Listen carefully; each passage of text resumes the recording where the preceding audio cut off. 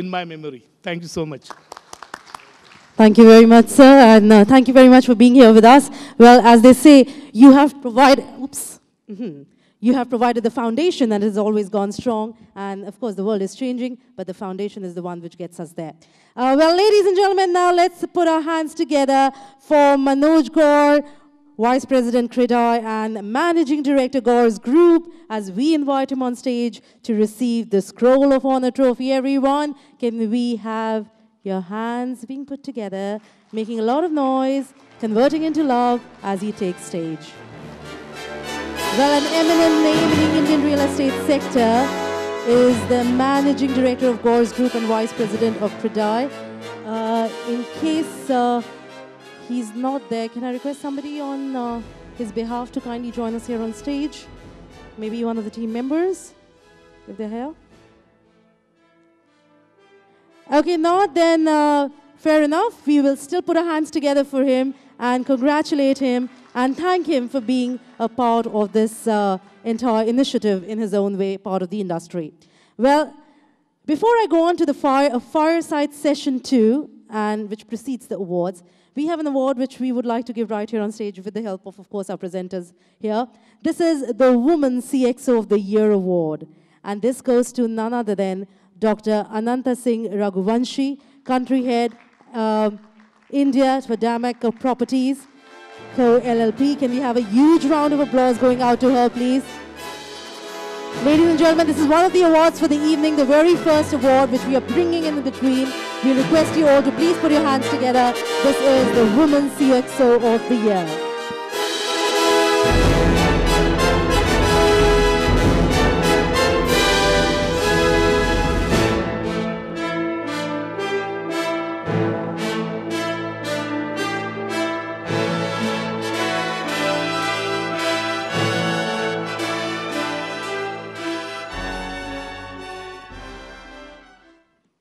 Friends, I've been a part of this industry now for almost 3 decades, and I'm so very grateful to the entire Realty Plus team, to Anurag Batraji, Tripti, Sapna Srivastav, for working so painstakingly. For the last 10 years, I have seen them do this, and very grateful to you, Mr. Wahid.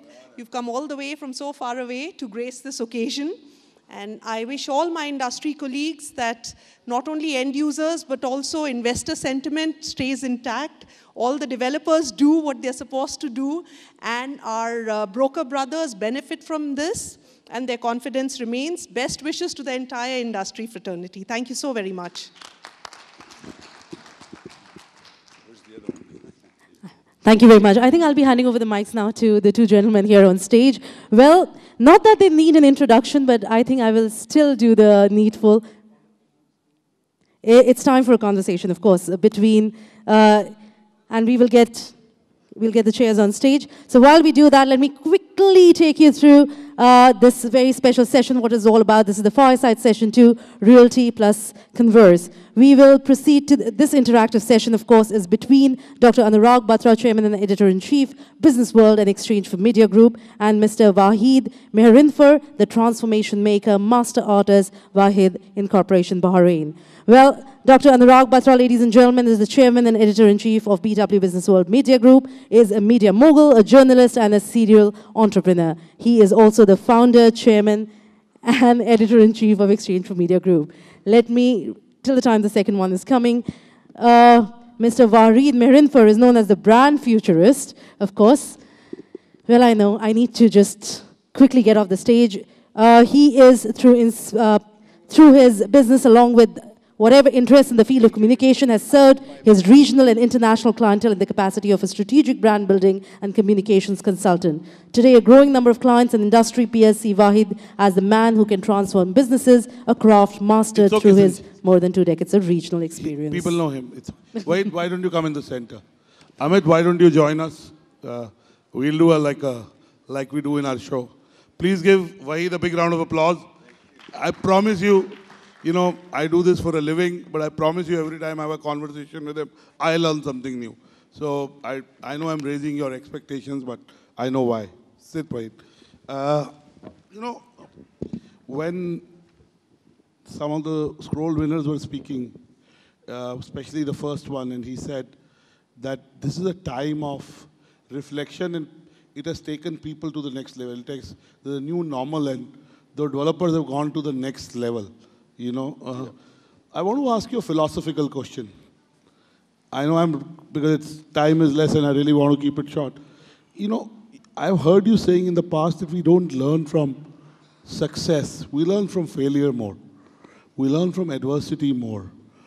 Tell us, in your own journey of the last 38, 39 years of professional advice to developers, to people in the business domain, give us some examples, some anecdotes, your take. First of all, thank you very much. It's a great honor to be back in India after some few years. And 8 years. Well, 4 years, because I was here in Delhi, but 8 years in Mumbai, the beautiful city. Thanks to Dr. Batra, a great friend, and now a new friend, Amit. I'm very excited about what you guys are doing. I always knew what you're doing. I'm very excited about what you're doing together now in real estate. Let's get to the... Look, I've worked with some very, very big real estate people. For those of you who are interested to hear it, I will take your attention for a few minutes. I have seen with my own eyes the reason why we all aspire to learn, see, be entertained at times, and look after the achievements of the real estate industry in the West. And of course, no place comes close to the United States of America where I grew up, because the sheer power of real estate, every industry but real estate. I happen to work with them from age 20. And I'll tell you what they do. I saw recently, Doctor, a film again after a long time, Indecent Proposal, where one of the characters, he's an architect and is giving a lecture at a university in California. He turns around and says, and this is the answer: in architectural and in real estate or in development, even a brick wants to talk. And I think this is where it all starts. The reason we look after them, and the success means that, is when you reach to the level of success that you don't need to worry anymore about success, is when, obviously, you start flourish even more and you do better things. But until then, I think they practice the same philosophy even to success, which is, when they do a project that is genuinely is meant to make an impact. Sure, they want to make money. We all do. But I've been with them. When they plan it, reaching the threshold is not good enough. They actually go further. And I took a couple of notes here. That sense of excellence that real estate can demonstrate is incredible. But at the same time, real estate is the most dangerous business you can be in. I'll tell you why. Have you ever thought about it? Once you build something, you can't take it home, you can't move it. Is the immobile phenomena of any industry. Once you make a failure project, believe me, like a white elephant will sit there every corner. And I have seen how these people dealt with this. So you have to look at real estate success at getting it right first time and every time. So success means getting it right the first time. You know, Wahid, Amit, you can ask the third question. Why do you work with Sid Mead? Sid Mead, for those of you who don't know Sid Mead, I'm sure you watched some of his work. He's the Donald Bradman of Hollywood set design. He's more than 80, and he's done some iconic movies like Blade Runner, Gladiator, Tron, Star Trek. He was a guru at the design school and subsequently. Now, can one really learn from a Hollywood set designer? Actually, this is the thing. You'd be surprised what an interaction behind the scene is there between the visual futurist, concept futurist, and I consider myself one, and developers. Often, number one, developers in the world actually get engaged with people who have a sense of design and imagination for design beyond what we do daily to answer or respond to a project brief. So to answer your question, I happen to be the protege of Sid Mead. I was honored. This is a Middle Eastern kid, went to the same school where he went 35 years ago, but I had the honor to be chosen to work with him. And you'd be amazed how architects would collaborate with this man that had the ability to push the envelope to further imaginations and encourage possibilities. So yes, it actually happens behind the scene and sometimes right in front of the scene. And remember, every movie we see that we have been introduced to these new concepts that is very unfamiliar to our eyes, believe it or not, subconsciously we are affected. So we don't know that we go home and we design like it because something tickled our imagination. Beautiful. Amit?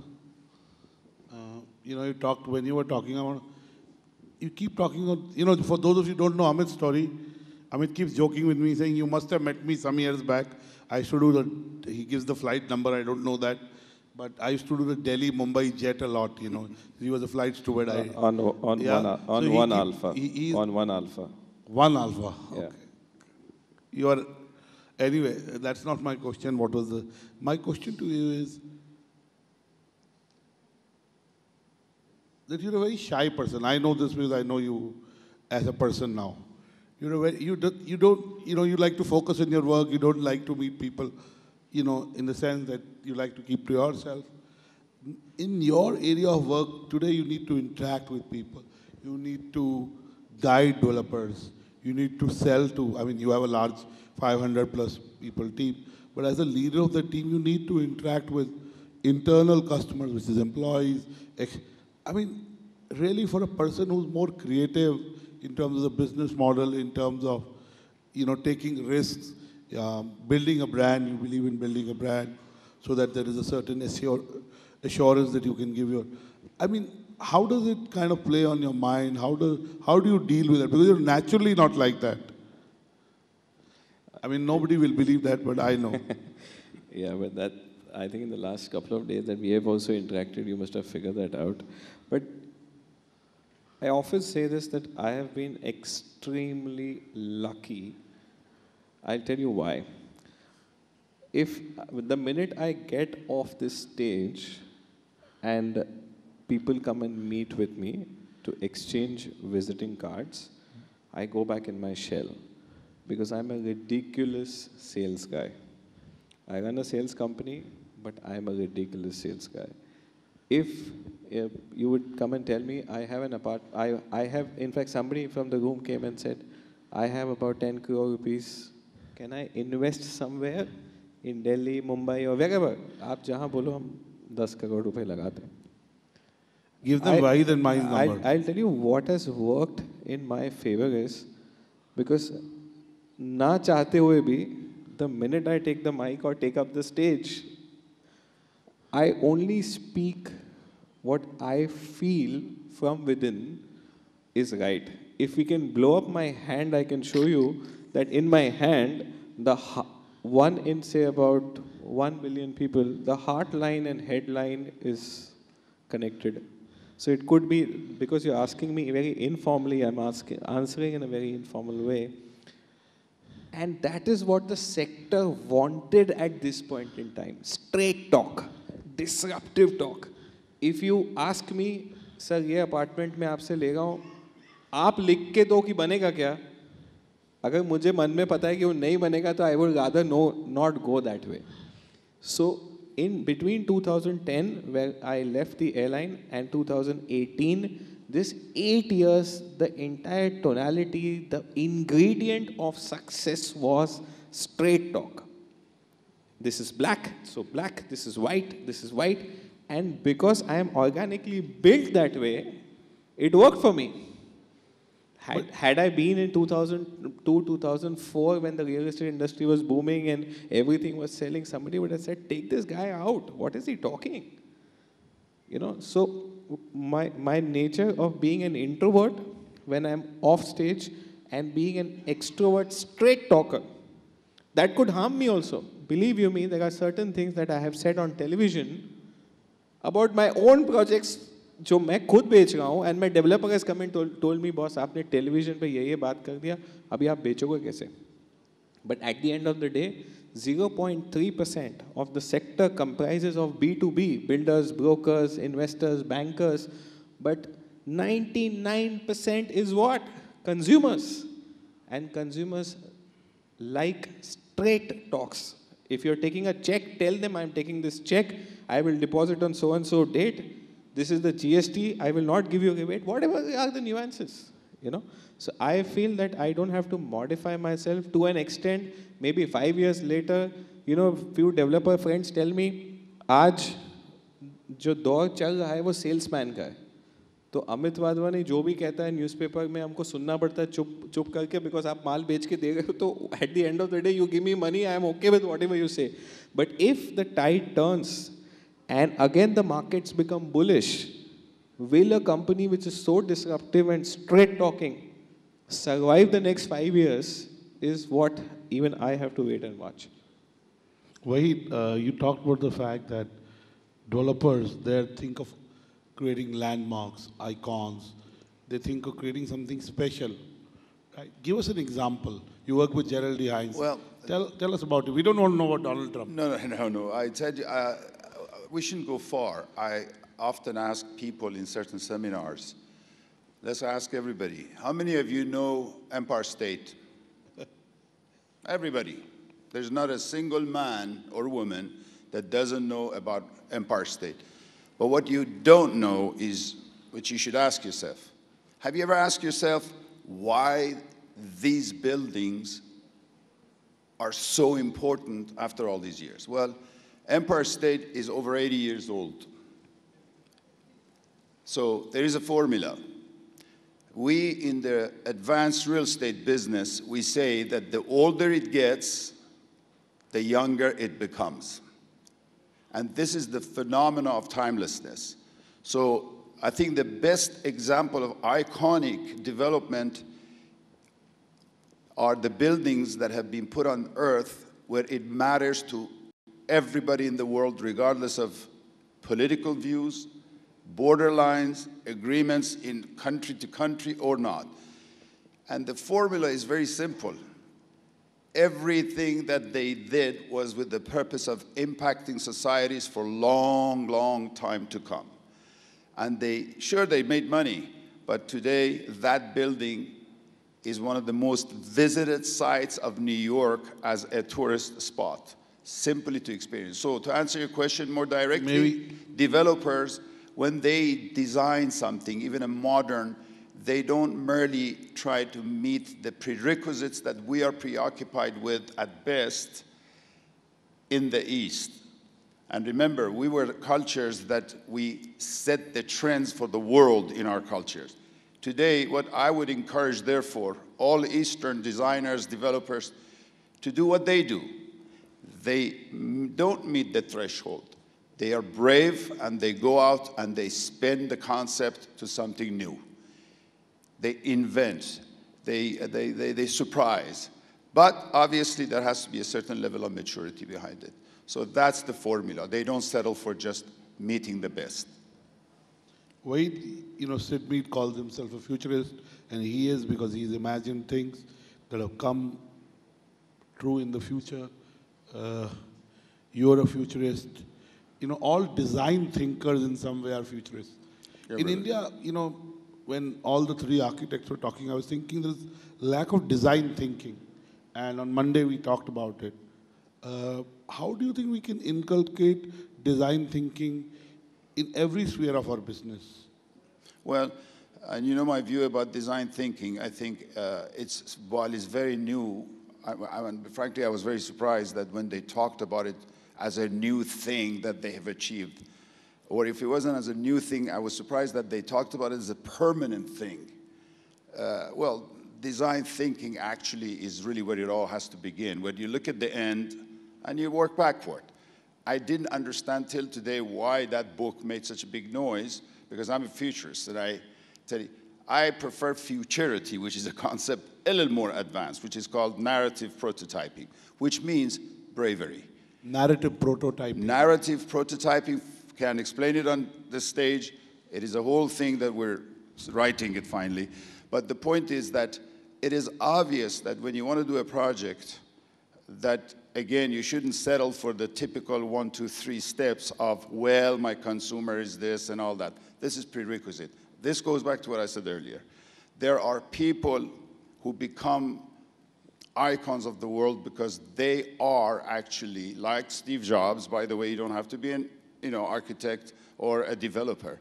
No one is a bigger developer than Steve Jobs. He changed the world, ladies and gentlemen. So what was it? And he wasn't educated, academically, and like me, he has never read a book on marketing, but he turned out to be the man that achieved every dream that he had.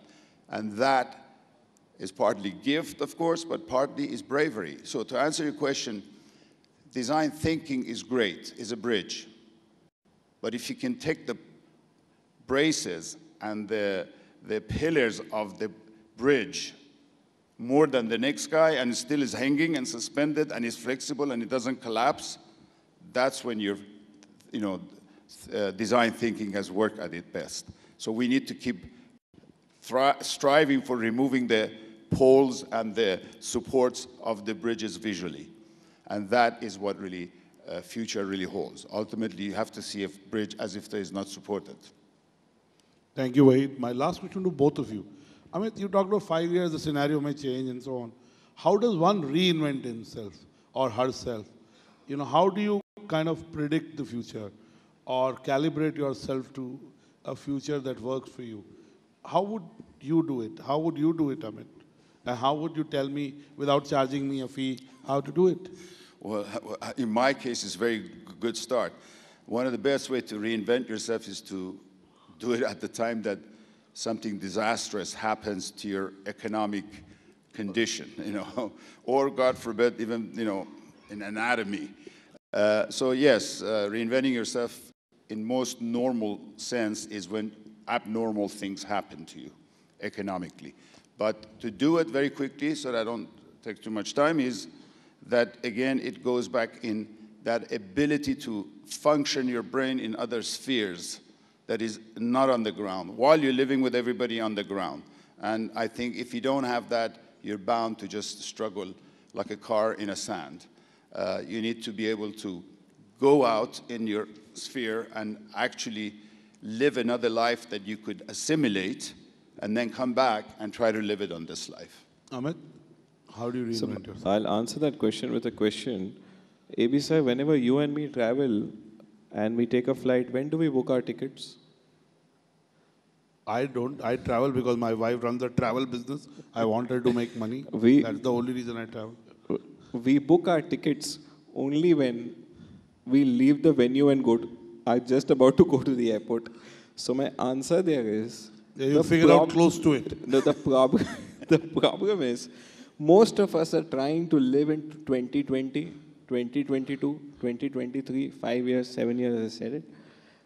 The way I do it, I live every day divided into 24 quadrants. 24 quadrants, 8 quadrants you sleep, 2 quadrants you relax, the remaining quadrants you plan, put in 100% in doing what you're doing today. If as a developer, I don't focus on my existing building which I have to deliver in the next 6 months and already start thinking about my new projects and new policies, this product will fail and my futuristic plans will also fail. So for me, I have a fixation with words real time. If you call up anybody in my team and says, why you don't like Amit Wadhwani in your company? Because I am paranoid about present tense and real time.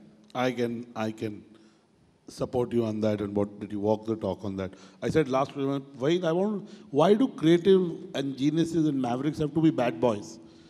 Why is Elon Musk like who he is?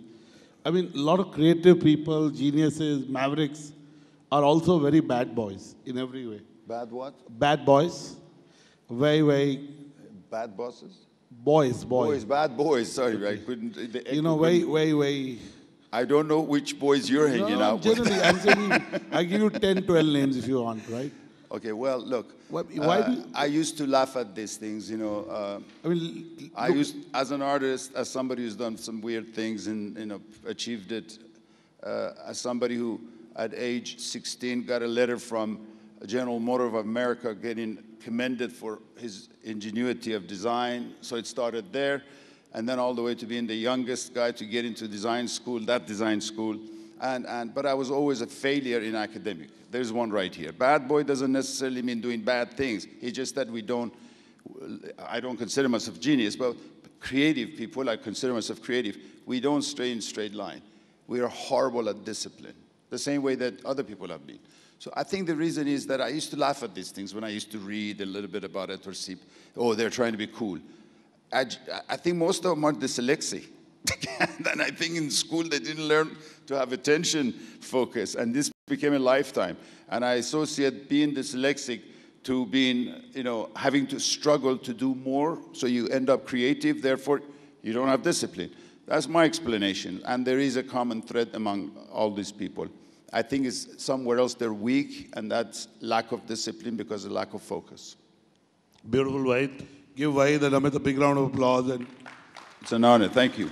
And if you have any questions, I can take 2 questions. If you don't, we'll hand it over back to Sanchali and carry on the event. Does anybody have any questions? Come again? I can't hear you, sir. Wahid, you're great. That's what they're saying. Well, thank you very much. I hope you're not joking, because I will go commit suicide. By the way, I just want to tell you one story about him. If I get the year right, in 1988, Wahid was in Houston. 83, okay, I get it wrong, always. And he's a very gifted painter. As I said in the morning, if you go to Bahrain, the mural that is there from the Economic Development Board of Bahrain, EDB, is actually a painting of Wahid, which they utilized to promote Bahrain. And Wahid did a painting of how Houston will look once the tornado hit Houston in 83. And he painted that, and it was on the cover of a magazine which went into print 3 days before the tornado came. And when they actually took a photograph of how the city looked post-tornado, it was like identical. So Wahid has that kind of gift. And I've seen his other paintings. I can only say I may want to change my... He was lucky. Yeah. I may want to become an art arbitrator and sell your paintings for 5 million, 10 million, 20 million, and take 50% away. Right? They're that beautiful. They're very big. Otherwise, I would have stolen 1 or 2 from your home and your office. But they're really big paintings, and he hasn't painted for many years. When are you going to start painting again? Actually, I stopped painting for 25 years, but I picked it up for 3 years now. I'm painting, and I haven't shown my work for 30 years. So it's about to be shown. So yeah. Normally when do painters... And I really would like to show it in India first, if it works beautiful. out. I wanted to keep it short. So by the way, Wahid was asked once, he said, I love India. He was getting an award, and I love India, and I would want to be born as an Indian. And why don't you tell what happened after that? You're funny. Well, maybe this is funny. I was excited, so when I was getting an award somewhere or giving a speech in India, I turned around and said, I was so excited, I said, guys, I really love India. And this has 2 connotations, apparently. Thank God, at least I didn't have blue eyes. It would really be patronizing. So the next day, I was getting an award at Indra Institute of Education Institutes in Pune. So when we went there, the host, master of ceremony, had heard what I said the day before. And he really wanted to corner me. And there's 2,500 students in the auditorium and many other adults and important people. So he turned around, and when he gave me the award, he said, by the way, this guy is this guy is that. And he claims he loves India in a very sarcastic way. So he put me in a spot, and then everybody got quiet and said, well, can I ask you, Mr. Wahid, why do you love India? Very, very cynical. And I really didn't blame him. And I was really sweating very hard, and this is where, my subconscious kicked in, and I said, well, let me tell you why I love India and how much I love India. So I turned around, and my CEO of 14 years, a guru from India, was sitting in the crowd in the first row. I said, see that gentleman? Get up, please, IG. IG got up and everybody clapped. I said, he's a Hindu and you guys are a Hindu country in prominent. And we have this debate sometimes. As a Muslim man, I always tell him that God forbid if you guys are right, then I have to come back as a reincarnated something. But I always tell him, at least I hope next time if I come back and you guys are right, I come back as an Indian. So, which was true actually. And then they laughed and so I broke the guy. But then when everybody calmed down in the auditorium and they whistled and I said, but wait. I turned the table on him. I said, but there is a catch. Now everybody said, well, what is the catch and all that? I said, I better come back as Shah Rukh Khan. So I want to be a Bollywood star. So finally I figured out, he always tells me when he grows up, he want to be like me. But now I figured out when you grow up, you want to be like Shah Rukh Khan. Everybody wants to be Shah Rukh Khan. No. I'm just kidding. He's a big star everywhere, guys. Yeah, we all love Shah Rukh Khan. So it's okay. Thank you, Wahid, for being a sport. Thank you. And inspiring us. I hope we see you more often in India. I just started now. Thank you. Do you think I should work with them? We make it proper treatment.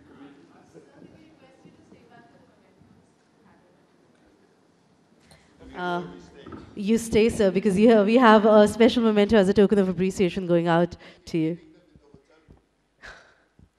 But we still keep giving it.